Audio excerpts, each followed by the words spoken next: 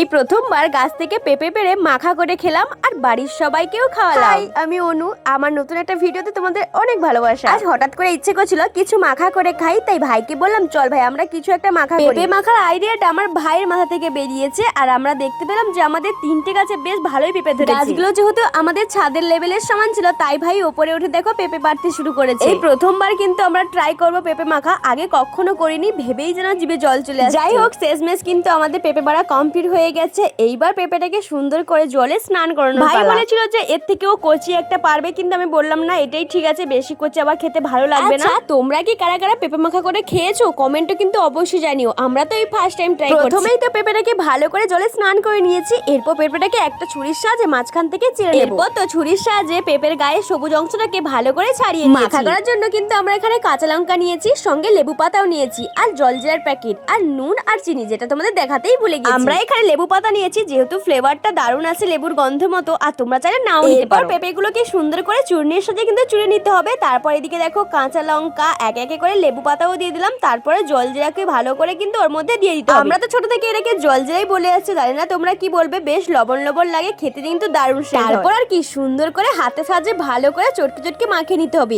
এখানে কিন্তু একটা মিস্টেক হয়ে গেছিল, আমরা লবণ আর চিনি দিতে ভুলেই গেছি। যাই হোক, পরে আমরা কিন্তু মনে পড়েছিল তাই আমরা অ্যাড করে দিয়েছি। তোমরা কিন্তু আমাদের মতো এরকম ভুল একদম করো না। এখানে কিন্তু আমাদের মাখামাখি রেডি হয়ে গেছে। এবার আমি নিজে প্রথমেই ট্রাই করব, খেতে কিন্তু বেশ লাগছিল। তোমরা চাইলে কিন্তু একবারও ট্রাই করো, খেতে কিন্তু বেশ ভালো লাগছে। নিজের খাওয়া তো হয়ে গেছে, এবার এক এক করে মাকে ভাইকে সবাইকে খাওয়াচ্ছিলাম। আর ভাইয়ের মার রিয়াকশন দেখে তোমরা বুঝতেই পারছো যে কতটা ভালো হয়েছিল। মা তো বুঝেই গেছিল যে ভিডিও চলছে, রিয়াকশনটা কিরম দিতে হবে।